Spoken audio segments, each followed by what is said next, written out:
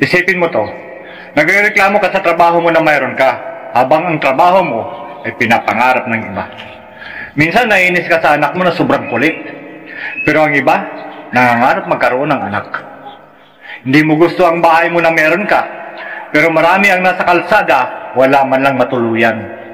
Minsan gusto mong bawiin ang sarili mong buhay, pero ang iba, gagawin ang lahat para lang mabuhay.